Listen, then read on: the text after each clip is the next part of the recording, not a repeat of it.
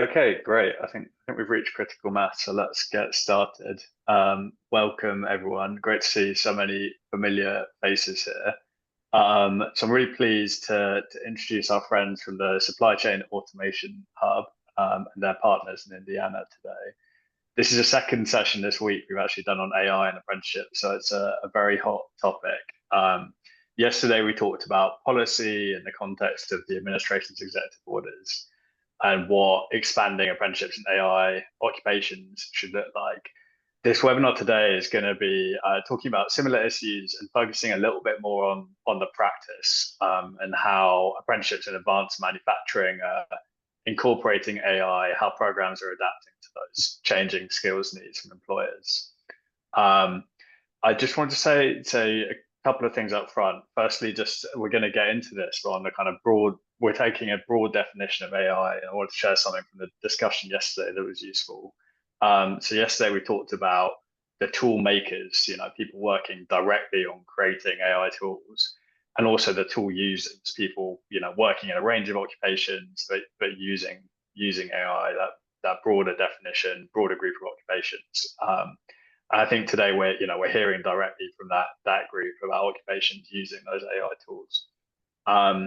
Just a bit of housekeeping up front. We're going to record this session and we'll share it later on our YouTube channel along with the slides, and we'll have some time with Q&A with the panel towards the end. So if you've got any questions as we're going along, please put them in the sidebar and we'll try and pick them up as we go. So without further ado, I'm passing over to you, James, to kick us off. Okay, well, good afternoon, everyone. It is great to have everybody here. My name is James Price. I am the Supply Chain Automation Workforce Hub Project Manager, and I will introduce Dorinda Byers. She will be on the panel today, as well as Dina Igo. We'll be the three moderating today, so we're really excited to have you all, and we'll move forward to the next slide. Our section objectives today is to explore how AI is transforming advanced manufacturing occupations, understand the evolving role of registered apprenticeship in leveraging AI, hear how our RA, registered apprenticeship stakeholders, will adapt programs to meet the needs of AI in workforce demands, and finally, identify emerging opportunities for AI innovation in training and talent development. So our agenda today, we will be setting the stage about the intersection of AI and registered apprenticeship. We will have a panel discussion. We will have question and answers and interactive discussions. And then we will finally close out with closing remarks. So just a little bit about the Supply Chain Automation Workforce Hub. We are a one-stop shop for recruiting and training supply chain automation specialists. Our group is powered by employers, workforce organizations, or educational institutions, working all hand in hand in partnership. We conduct educational outreach about the benefits of registered apprenticeship. We offer financial incentives and technical assistance in registered apprenticeship with our sponsors. We support state and national registration of all new registered apprenticeship programs. We support the expansion of existing registered apprenticeships through modifications, offering train the trainer and mentorship training.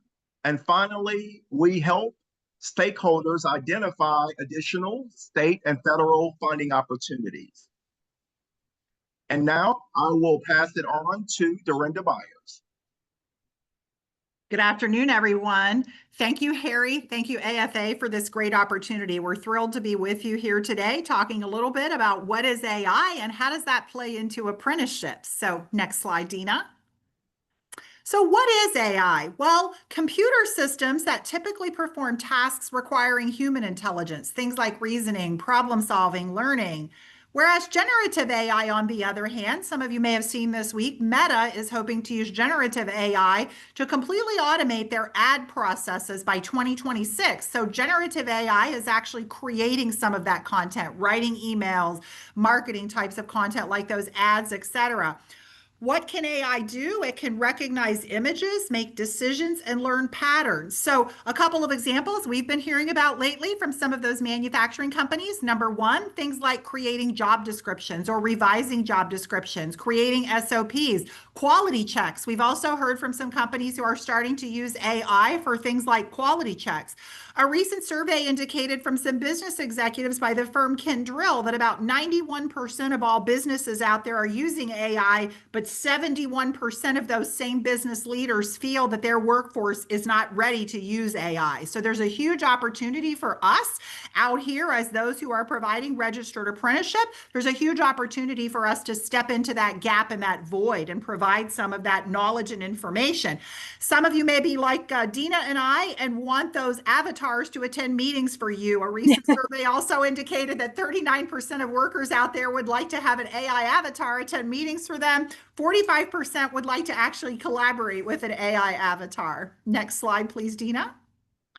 The skills gap, we see here some statistics. I think one that's especially relevant for us to look at as we think about AI and apprenticeship is that barriers to AI adoption. 35% of our workers are actively avoiding AI out there because they distrust it. Another 27% think that AI is not relevant.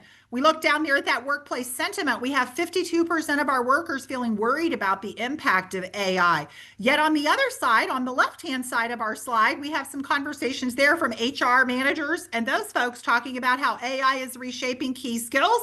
And over 50% of business leaders believe that AI literacy is going to be essential for all roles. However, again, we see another gap. As we look at that top block, we see that only 14% of all frontline staff has been upskilled in AI. So again, huge opportunity for us within AI.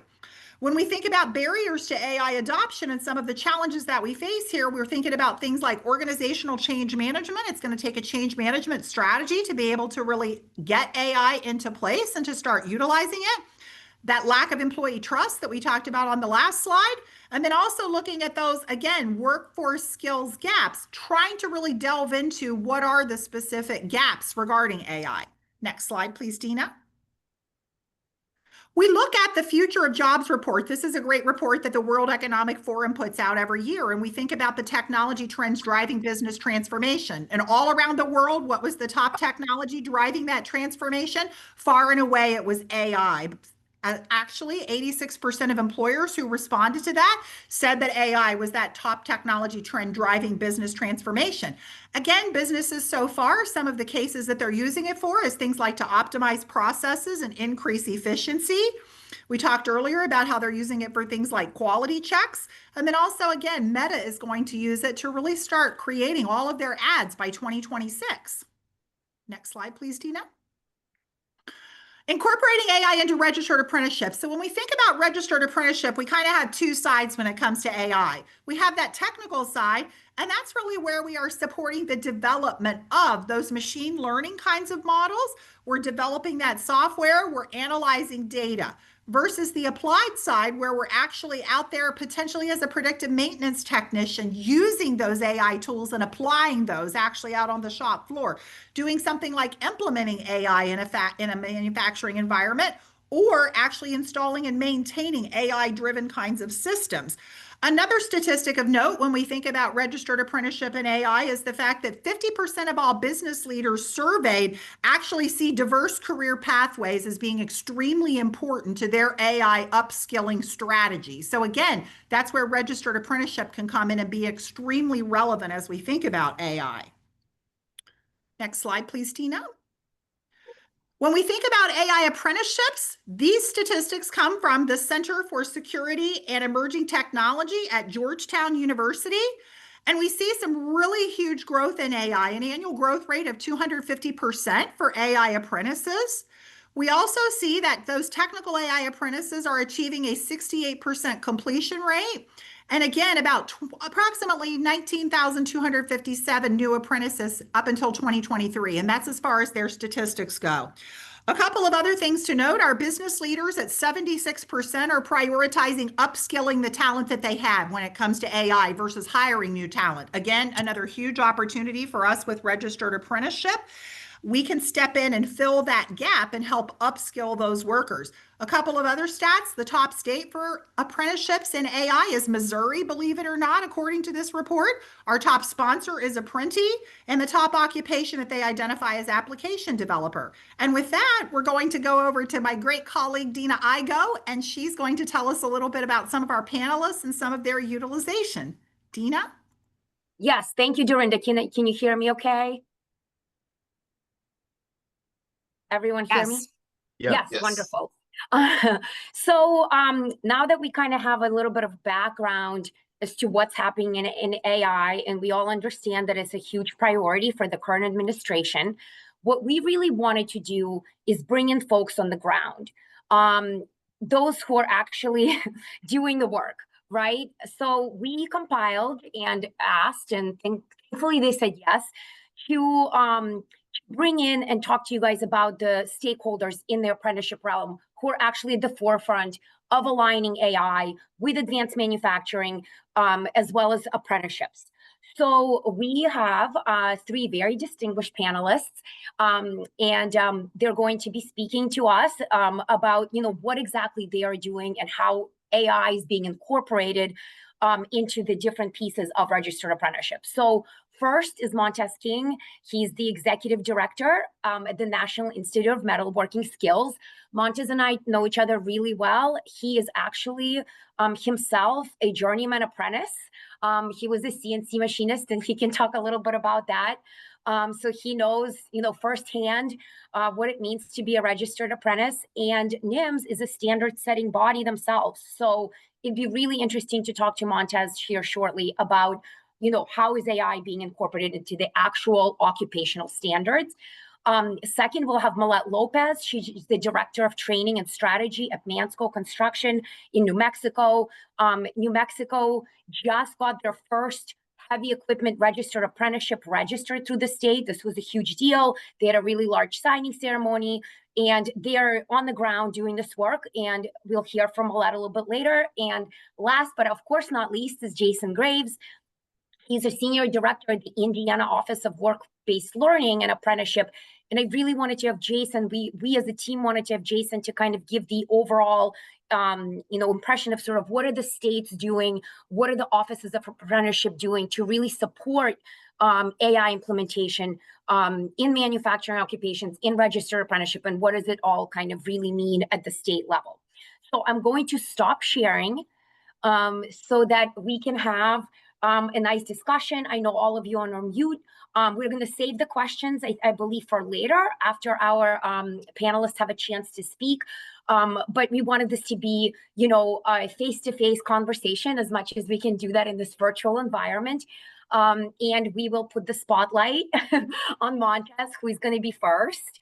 And Montez, really what we hi, you look great there in the giant conference room. Thank you. Yes, but what we wanted to ask is, what does AI mean to a standard setting body? And for those of you who don't know what standards means in our language, it's really, occupational program components, right? What does that really mean? I know you have an awesome sort of visual to share as well. Just kind of talk to us about what you've been doing, because this is not new, and how do you see this moving forward? Sure. Thank you. Can everyone hear me? Can you give me a thumbs Yes, up? you Thumbs sound up? great. Excellent. Okay, so I'm going to share my screen. You'll have to see my face again. Let's see. Okay, can everyone see the screen? Yes.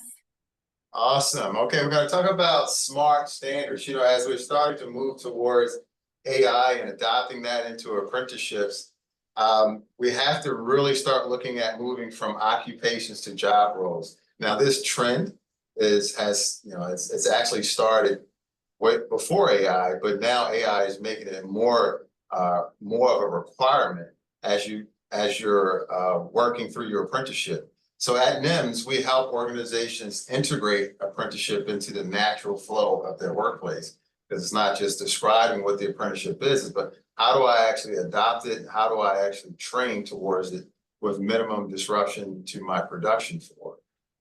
So one way of doing that, there are different angles from that. But one way is what we call a duty-based framework for your standards. So I'm going to go ahead and throw a duty in there. It doesn't look smart, it's kind of square, but it actually is pretty smart. This is just one duty that identifies certain responsibilities that an individual would have on the job. So this is just one duty. But when you think about a full occupation, and you can take any occupation, call it machining, call it tool and die, it's a full occupation. Let's just go ahead and throw all of these duties in there because, you know, you think about tool and die making or machining, that's a pretty large discipline, and that occupation is going to be a lot of duties.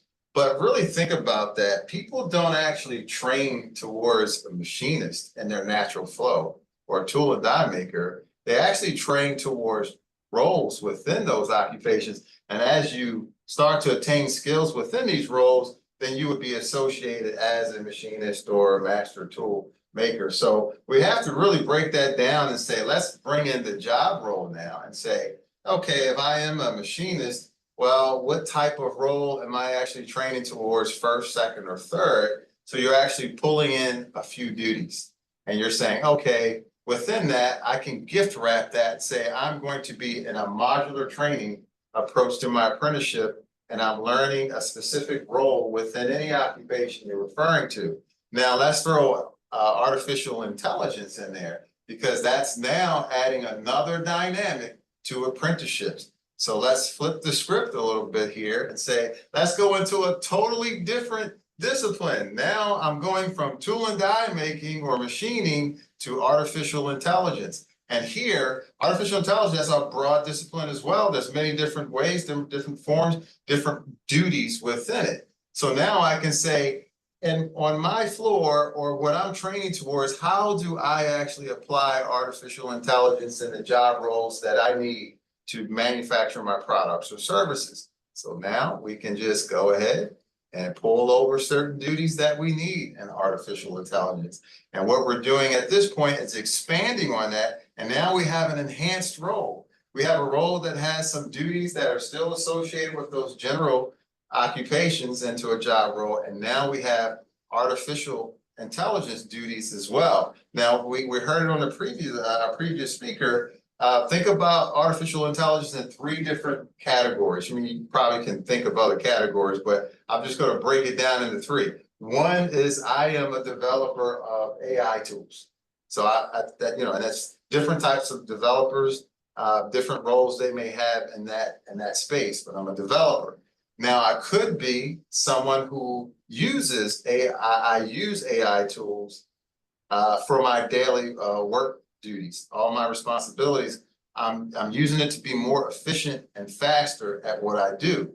Now the third category is I'm a developer and I use AI tools while I'm developing.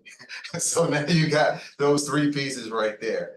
But in either case, you're starting with some type of occupation that you're in, and you're overlaying artificial intelligence in it, and you're enhancing the actual job roles that you're trained towards. So these SMART standards are ideal for as we move towards artificial intelligence inside of apprenticeship space. If you want to learn more about it, there's a great video that you can go here. This will be in a recording. On the welcome page, you'll see a nice video that talks about SMART standards and how to develop, and they are ideal for the future of apprenticeship. Dina, thank you for your opportunity to speak here. I'm looking forward to any questions that people may have. Yeah, thanks, Montez. I'm sure there's going to be a lot of questions at the end, but yeah, thank you so much. I think that's such a powerful visual that you have, because truly AI is integrated into every occupation, and it's not, there's a lot sort of surrounding that, and it's great how you showed it in a very simple way. So our next speaker is Millette. So if we can shine the light on her. Hi. This is amazing because we can really just flow right from what Montez said, setting the standards and using AI in that capacity, to what are the employers doing and how are you using those standards to actually, incorporate AI into your occupations. So I would love for you to talk a little bit about what Mansco is doing. You're a leader in this, and how you're utilizing AI and how you see this moving forward. Yes, first, Thank you for the opportunity. And my name is Mylette Lopez. As Dina introduced me, I'm currently in Las Cruces, New Mexico, and I was able to work with MSG, with Kathy, to help get the apprenticeship going here in Las Cruces, New Mexico. We are the first non-union heavy equipment operator apprenticeship registered with the state, so that's really exciting.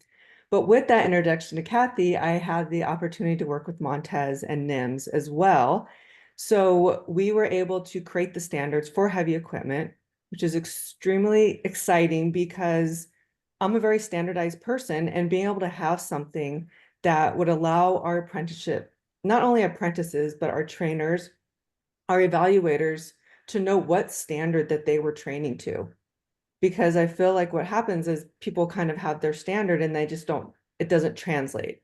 So we're able to use STS as a way to train our apprentices through the natural workflow, which is great because as a heavy equipment operator, we're out in the job site. We're not like, okay, guys, motor grader day.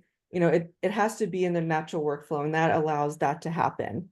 So another great thing that we're using, I've actually created an AI-driven brain for heavy equipment operators. And so we're still currently working on it. And what that's going to do is allow our apprentices to have it right in their pocket. So like if they're out and they're like, oh my gosh, how do I start up a motor grader? They can be tested. And so it's constant learning. We're using simulators within our apprenticeship program as well. So it's a controlled, safe environment for our apprentices. We're not throwing them onto a $500,000 piece of equipment that one they could destroy or hurt themselves. So they're able to jump onto this equipment. We can create a job site workflow. It's really cool. So we have 5 people on these simulators doing a dozer, a motor grader, backhoe, and what that does is allow them to work, get the muscle memory, build that confidence. And then when they get real seat time, they're able to jump onto these pieces of equipment and not feel intimidated. And then all our equipment is smart grade. So meaning they have the GPS. So if, we were building a pond up in Lordsburg, New Mexico. So they're able to put in, what they need the grade to be, the cut, the fill, and the machine's able to do that. But we have to train our operators how to do that. So they're getting that GPS training, they're learning lasers. So really AI is a huge part of our apprenticeship, and it did help me write the standards because when I was creating the workflow, I had the ONET code, I had the Rapids code, but I was able to take that and make it make sense for our particular apprenticeship. That's awesome. I mean, I had so many questions you already answered, but one thing is, obviously we know this takes a lot of partners and stakeholders. Were there specific, supports? I know you said obviously you worked with us to help register the program, and then with NIMS, like what other sort of wraparound supports do you feel that the employers really need in order to, truly, incorporate AI into their occupations?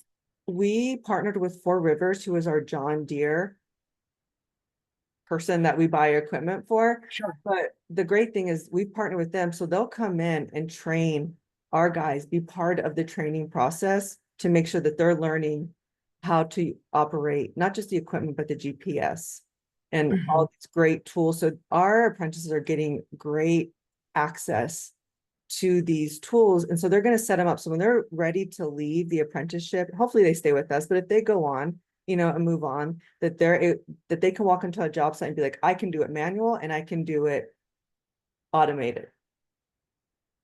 Yeah. So that gives them a huge leg up, to sort of be competitive in the marketplace, it sounds like. Yeah, absolutely. And then even the city, the Street Works reached out to us because they wanted to help, they want us to help them train their guys, not only on the simulators, but how to run this equipment through the GPS, because they just have old equipment and they're looking to buy new equipment, but they have to train their guys. So it's really cool to be able to help the local workforce, the workforce within the state, and the state's really excited about what we're doing. So it's exciting where we're going. That's great to hear. You obviously have to have that support. And I was going to say, are you guys as Mansco looking to do this and sort of replicate this model in other occupations? I know heavy trucking was the first one. Do you have plans to go further, to do more? Yeah, we would like to do like welding, and I mean, there's so many different occupations that we can do because we are civil construction, so we're able to, bring in different, what's the word I'm looking for? Like job roles that we can do within it. We maybe even for like project managers, there's could be a pathway for that we could build out. And so we really want our team to feel like they have the tools that they need to be into 2025, 2026, because AI is coming. And I'll date myself, when internet came along when I was in college, it was super scary for people, but it's just a tool. And I think if you use the tool in a way that makes sense, that streamlines, for me, it's all about efficiency, then I welcome it. Awesome. Thank you so much, Millette. That's a great perspective, and I'm sure that a lot of people want to hear from the employer side of things.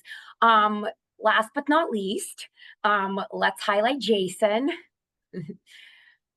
Graves. Hey. He should be here soon. Yep, there he is. Jason, thank you so much for being here. And I think it's great to sort of, have your perspective as the Department of Workforce Development in the state that's very manufacturing friendly, very apprenticeship friendly, and very innovative in the way that you incorporate, sort of things into registered apprenticeship. Can you talk a little bit about what Indiana is doing to get to 1 million apprentices? We know that's our big goal now, to incorporate, AI, and, as we heard from standard setting body, and then now, of course, the employer. What is, sort of the state able to do, and kind of what things are you guys looking forward to be able to sort of bridge all those gaps and, assist with this new initiative? Sure. Well, thanks for having me, and appreciate being here. So we're really excited about the challenge and the opportunity that's really created by the idea of having 1 million registered apprentices in the nation. We feel that Indiana is off to a pretty good start already. We've got, not to toot our own horn, we've got 25,000 apprentices right now, and about 900 different sponsors, and that's 900 different RAPs, which is for a population just at about 7 million. We feel pretty good, but we are really looking at AI with that lens that this is part of that kind of that whole effort to introduce registered apprenticeship into what we call non-traditional occupations and areas. It wasn't that long ago that to say the registered apprenticeship in IT or healthcare, even robotics, would have been kind of frowned upon or thought to be difficult. But now, it's been over 10 years, and there are so many employers that are thriving who are using this. So really taking some of the successes and tools that we've had, supporting group sponsorship, of course, working with our workforce boards, our higher education partners, and really looking at this from that perspective. The more that we can support and put good things out there, the more that I think as a state we can really contribute this. And we've already seen several employers for like the state of Indiana, Eli Lilly, Salesforce, InfoSystems. They're already adding a lot of AI to their occupations and to their job descriptions. And so it's really a perfect time for this to really be a part of registered apprenticeship. And I know Indiana's not the only state. I'm just using us as an example. But our chamber has already said that AI potentially could provide an $87 billion additional economic value for just the state of Indiana alone by 2038. And that is nothing for us to ignore, and I don't think that's anything for any state to ignore. Just the sheer value that AI can bring to the economy of the state. Do you think there's anything specific that folks can be doing right now to engage with, the regional, federal, Department of Labor to position themselves, to sort of engage in this? And, is there anything employers that you see them doing, anything we can kind of share that you've seen that like, what would be your advice? Yeah, so for sponsors and employers, especially at existing rep, and I think some of the other panelists alluded to this, dusting off that old Appendix A, get that sucker out, have a look at it. Sometimes we find that some people, they get a little complacent, maybe they haven't looked at it in a while. That's step one. Look at what those competencies are. Let's look at that training. Let's look at those competencies. How is it working? Where's that your mentor structure? But really digging into that first. A little difference between, I think, what AI is going to be and some other larger initiatives that we saw in the last decade, like cybersecurity and registered apprenticeship, where is this big push. Certainly, one, we are hoping for a same kind of federal grant support for this. But what's a little different is AI is going to be in almost every occupation. I mean, Right. There are components that can be added. So it's going to be, I think, as a state, we and as an employer, the employer going to the state and the feds and really, again, all these different partners, going to them and talking about, okay, what does this look like in robotics? What does it look like in manufacturing? What does this look like in logistics? It's going to be different, but you can always add those competencies. Again, looking at between a welder and a NIMS or a machinist, is it 10? Do we add 20? Is it 15? Do we replace these? Just keeping up on that. And the other thing I would say too is again, really monitoring. In the state of Indiana, we have Purdue, we have Ivy Tech, we have several groups that are offering now certification-based AI classes. I know there's some free ones online, but for some of this, AI and adding that and really evolving some of these roles is upskilling. And we know how to upskill. We know that we need to structure it the right way. We need to take incumbent workers. We need to give them the ability to work and learn at the same time. And that's why AI and apprenticeship are, I think, so right for each other. Because to me, there is no better structure than apprenticeship to really upskill individuals. And this is going to be that as well. So that's what I would say. First off is start doing a little research around you. But again, reaching out to those partners and checking out that old Appendix A that might be in a drawer somewhere or online, getting that out and taking a look and, what can we change? What can we add? Or maybe there's a couple things we need to take off. We're not doing anymore. Got it. Yeah, that's great advice. I just came back from a convening of workforce boards, so that's on my mind in the Midwest. And I was going to say, what about, your workforce boards? How can they start to really plug themselves into this whole like AI aligned initiative? Like how can we be working with them, basically, to make sure their priorities align, with our workforce goals nationally? Anything that you can kind of shed light on because I know that a lot of people were asking this question.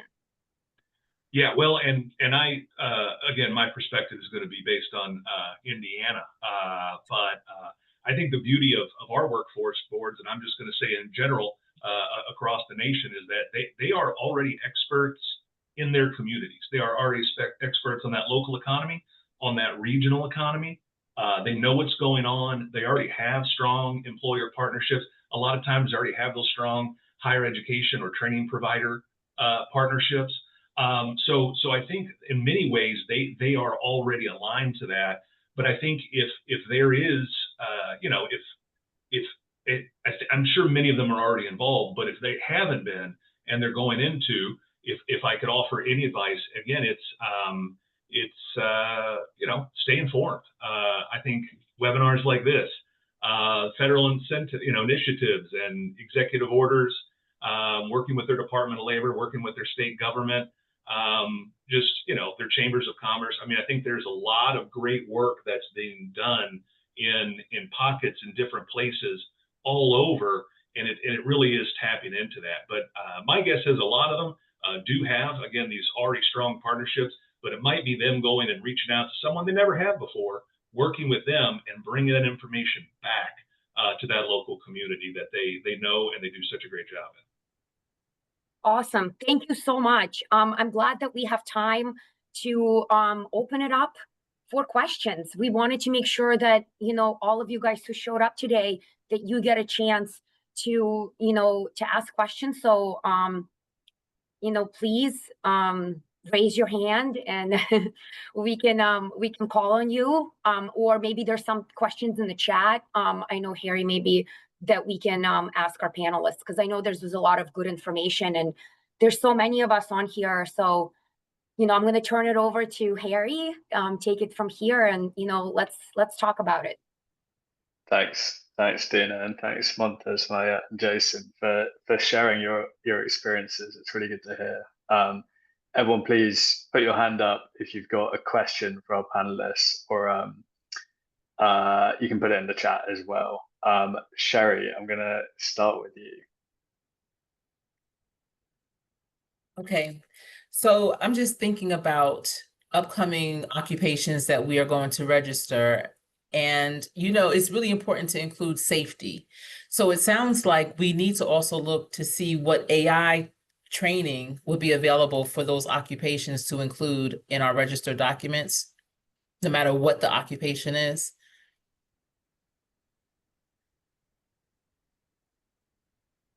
Yeah, I don't know if someone's going to call or whatever. I can jump in. Yeah, I think so. I think it's very important. I mean, so Indiana in particular, we have, and a lot of states, like, we have a lot of rural areas.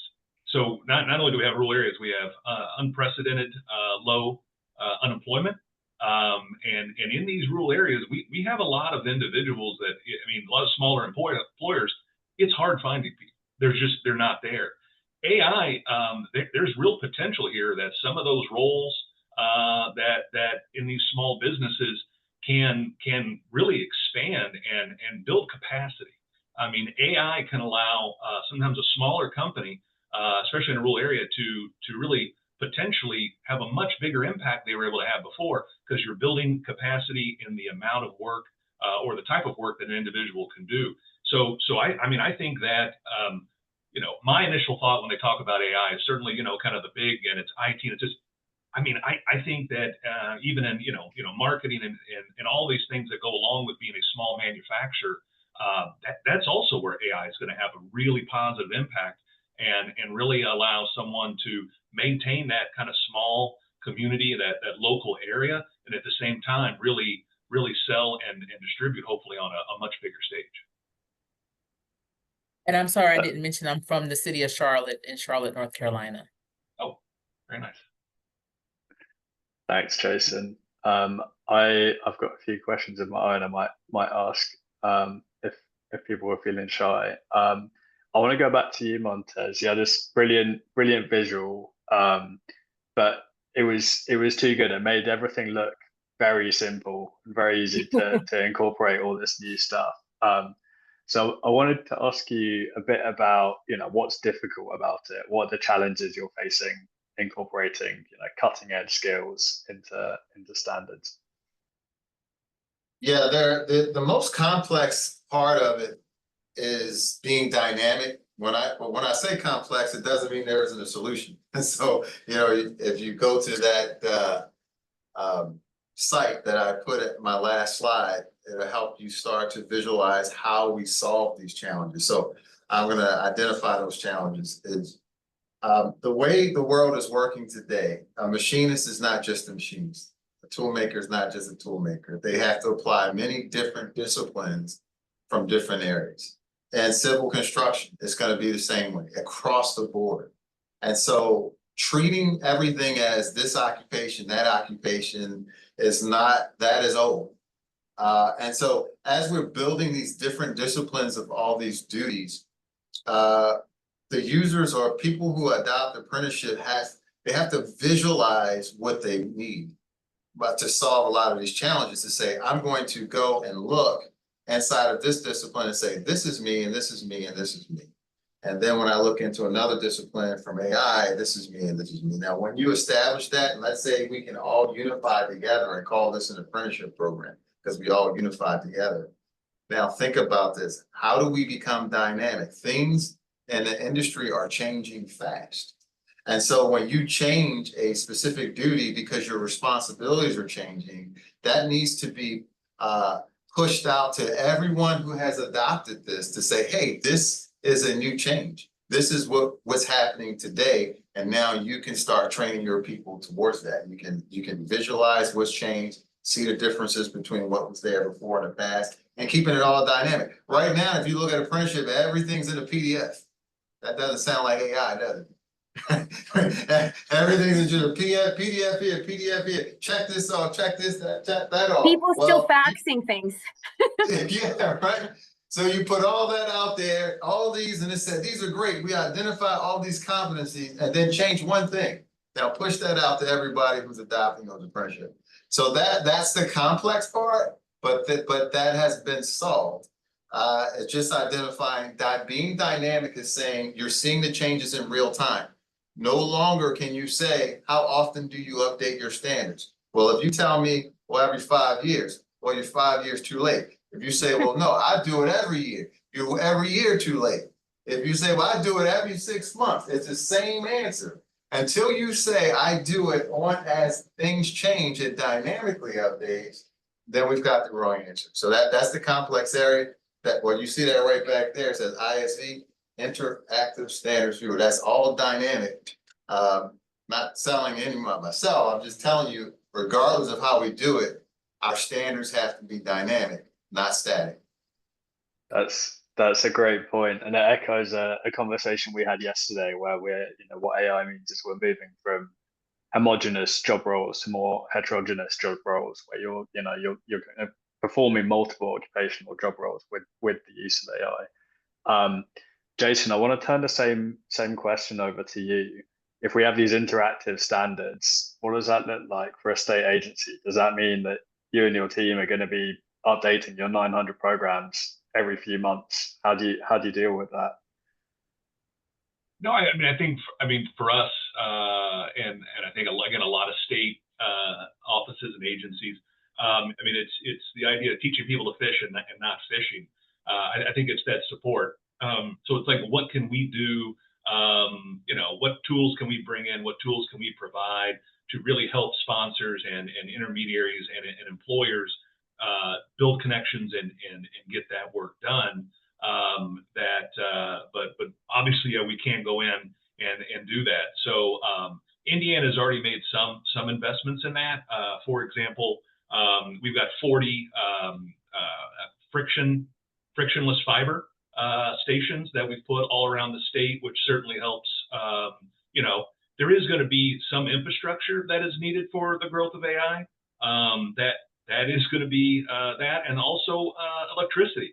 Right now, Purdue and the state government are looking at 8 different coal plants and the possibility of switching them over to nuclear because as AI grows and as technology grows, so does the demand for electricity. So I do think for us, it's not just, definitely the standards, but it's also at state government, us looking at the infrastructure and some of the different tools and the support that we can put out there to ensure that the employer is able to tap into that and has what they need. That's a great point on infrastructure, and I think we've got Rick Rafi on the call who brought that up yesterday as well. There's the sides are the occupational changes and skills changes AI is going to bring. There's also this huge growth in energy demand, data centers that has knock-on workforce impacts. And just something I'll add real quick, and I'll be quiet. One of in Indianapolis, Tech Point, one of the it's a nonprofit. They have developed a kind of a community of practice, the Indiana AI Innovation Network, and they are inviting employers to kind of come and to talk about their AI needs and role. And I really think that is such a nice to have that and to have that available for individuals to go, and that also is going to help. And they use quite a bit of apprenticeship, so it's definitely, you know, the old saying, it takes a village. I think it's definitely going to be a community effort to really support employers as they innovate and really update their standards. Definitely. Maya, I want to come back to you as the employer here. So you talked about how you're, you know, integrating these new skills needs into your apprenticeships. I wanted to ask, do you see any difference in what you're doing with your new hires and your incumbent workers? Do you take different approaches for those two groups? Yeah, that's a great question. So with heavy equipment operators, they're aging out. They're leaving the job force. So we're really focusing on high school students, are people that are, you know, potentially coming out of prison for second chance, veterans. So we're able to have these standards, as Montez was saying, with STS, and have the simulators, and we're able to take our command center and not just be in Las Cruces. We can go all over the state to out to tribal communities, and so we're able to train them there if needed. So we're able to, where they feel like there's that barrier to entry, we're opening the doors for them, not to only get great tradesmen work and to get those hours, but also the simulator, the GPS, all these things. So now we have our job roles, and that's the thing. We used to be occupation based, and the president of the company has the same alignment with Montez about job roles. We're training towards a role, not an occupation. So that role may look a little bit different for everyone depending on where their goal, you know, what's their goal? Do they want to be a PE one day? Do they want to be a foreman or a super? Are they happy operating? So we're able to kind of take that and put them on the path that works best for them. That's really interesting. Did So I you answer have the a kind question? of, yeah, you did. So you've got a Okay. kind of pathway approach. You're thinking about Exactly. the current and future job roles. Exactly. And you guys are, you know, you're early in this wave, right? You're obviously thinking about this a lot. What advice would you give other employers who are at the start of this journey, incorporating AI into your apprenticeship programs? Do it. First, I would tell the companies, first, get an apprenticeship. It has been life-changing for our company to be able to help with this workforce. People are so excited. I'm from a small town. We are a poor state. And so to be able to offer these kids, these veterans, these people coming out of prison, a second chance, an opportunity, it's a lot of paperwork. It's a lot of paperwork, but I promise you, with the partnership that I have with MSG, with Kathy, and it really helped me navigate those waters. And AI was a big part of that. Get AI into it, because it's streamlining. It's about efficiency. It's not about replacing the human. It takes humans to run AI. For me, if I plug in an email, I'm still writing it. I'm just asking for it to look more efficient, more professional. So I think every business that does have an apprenticeship looking into educating themselves, because there is a lot of free resources out there, and it's not as scary as one thinks it is once you kind of understand how it works. And it can make, because you spend a lot of time, I mean, I use it even on Instagram just to answer those little chat bots, because I don't have time to answer all the Instagram or all the things. So it can be used in everyday life, running your business to make it more efficient, especially in apprenticeship. That's a great question, and good to hear the optimism. You know, thinking back to those survey results earlier, there are a lot of people who are worried about this change. I'm just going to pick up, there's one question in the chat, and then I'll come to you, Sherry. There's a question for you, Maya, just about the simulator you're using, whether that's laptop or desktop delivered. Oh, it's an actual simulator. It's like you sit in it and it has a screen, or you can use the like the VR. Yeah, there we go. You can use that, and so you'll sit, and it actually moves like the machine. I mean, Montez can speak to it. He was able to sit on it and experience, and James. But It was great. Yeah, it's super interesting. And we even had like experienced operators sit on it just to get their feedback. Like, does this really feel real? And yes, like you hit that rock. I mean, the machine's gonna move and yeah, it's a machine, but it's very portable, which is great. So we have 5 stations within the company. So there's 3 that are actually dynamic that move, and then others where you could be just learning the joysticks. Or you could be the flagger, like as a trainer, you could be throwing obstacles out there to make sure that they're paying attention, that they're paying attention to the job site hazards. And so they're really cool. It's 10-star. If you guys want to look into it, it's 10-star simulators. That's great. I Jason, just add quickly. I tried that, and my one of my team members did exceptionally better than I did, and I think I made the right career choice because I'm glad I wasn't in a real truck because I did not do well in the simulator. It's not for me. So I greatly appreciate those who do well. Yes. Sherry, do you want to come in? Yes, thank you. So I really love the pathway approach, and we are a at-will state, so I know that we can absolutely do something like that. We do things similar to that.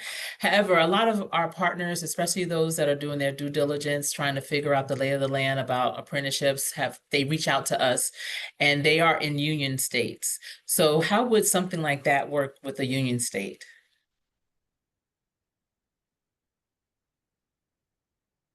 That's a great, I don't know. We're an at-will state, but I went the non-union way. So I'm not sure how unions work, to be honest. In Indiana, we have quite a bit of both union and non-union in our registered apprenticeships. I mean, I think a lot of the union groups that we work with, again, they work with our community college system, and they are looking at that. I mean, to Montez's point, like, it's not every 5 years, it's every, you got to be looking at these standards and the training and what's going on. So I think even even unions are updating and looking at how AI is going to impact some things. One company in particular, I know that they started using some AI with like the Microsoft HoloLens, and kind of similar to that simulation for some of their machine training, and really how to take apart a machine and put it back together. And they've seen some really great dividends on that, and really the employees that have gone through that training have been a much higher success rate of completion and doing well in that training. And so I think that it was a union shop, so I do think there is going to be I think that adding this is depending on any company, it's going to be it's either more difficult or easy, but I would think this would be something union or non-union that they should be all interested in.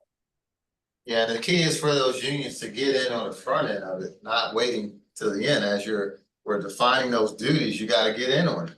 And so when it's coming down the line, it's not something that you're debating. When we said updating in real time, you got to get out there and be a part of the mission, and so that it doesn't have so much shock and disruption to your company, and adopting it. But yeah, unions, I think they're going to need it to keep everything going. I really think that to stay competitive.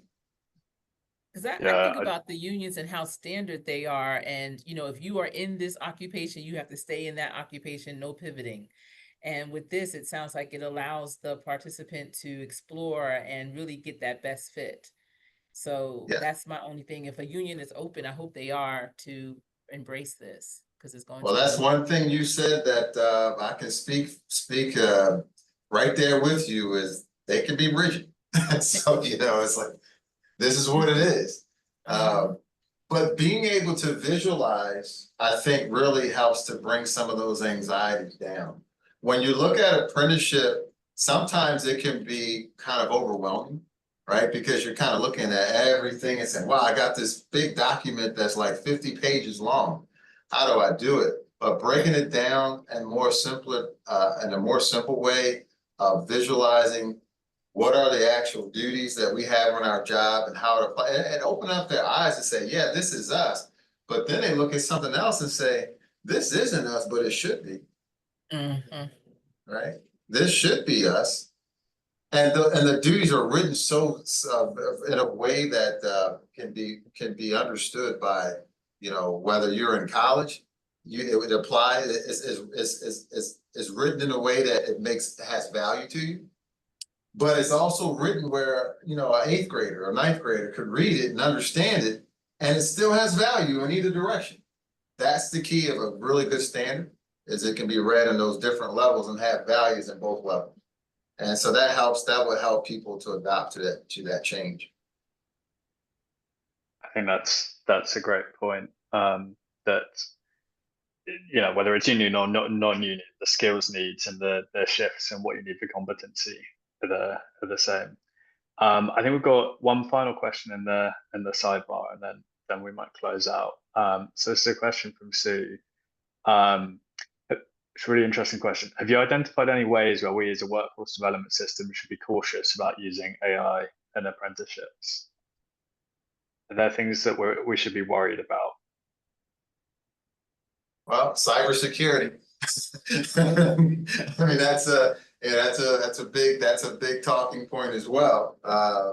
We got to be, you know, we got China out there. We got, you know, we got all these other. So big cybersecurity is the key to while we're adopting AI, we're also looking at how can we be, and cybersecurity isn't always having some advanced technology. It's just there's certain duties and responsibilities that we just have to understand. Don't put our password under under the keyboard. I mean, right there could help out a lot as well. But yeah, cybersecurity is a major piece of this.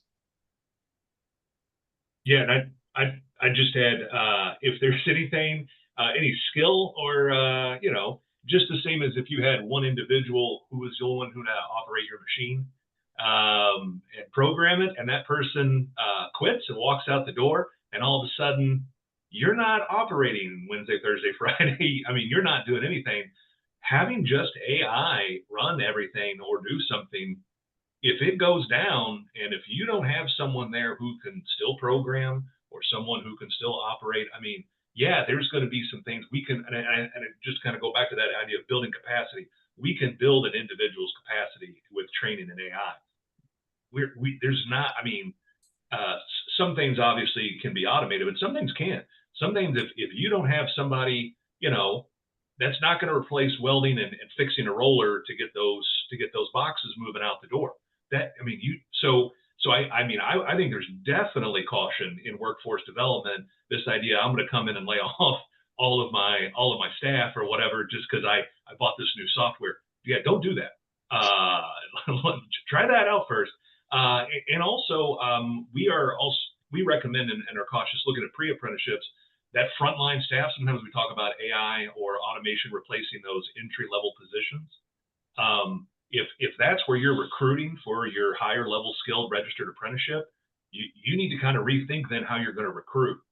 That can cause, so just because you're automating this doesn't mean you're not creating some additional concerns or problems that will need to be addressed down the line. So that needs, I mean, you need to be very strategic in how you implement anything. And I don't think AI is any different, but yeah, I think there's definitely caution there. Great point. I think we're also, you know, with apprenticeship, we're talking about how we teach people to use these tools safely Right, and exactly. appropriately and in the right way. I think we're pretty much at time. Dina, Dorinda, did you want to add anything before I close out? No, I think it's been a great discussion. So many things to, you know, think about. We definitely thought about this as more of a beginning of a discussion and really want to have a webinar series, if you will, bringing in different people, different stakeholders to talk about sort of the different pieces. We really appreciate everybody joining. Harry, it's been wonderful working with you, and we'll have everything sent out to everybody who registered. We'll have the resources that we mentioned, the links to those. We'll have the PowerPoint slides. I know people asked about that. And then all of our contact information. So that's really all I had, but I really appreciate everybody taking the time and having this conversation with us today. And thank you to the panelists. You were amazing. You'll be invited back. Thank you. Brilliant. Thank you. Thanks so much, everyone. Thanks, everybody. Go Pacers. See you soon. Bye.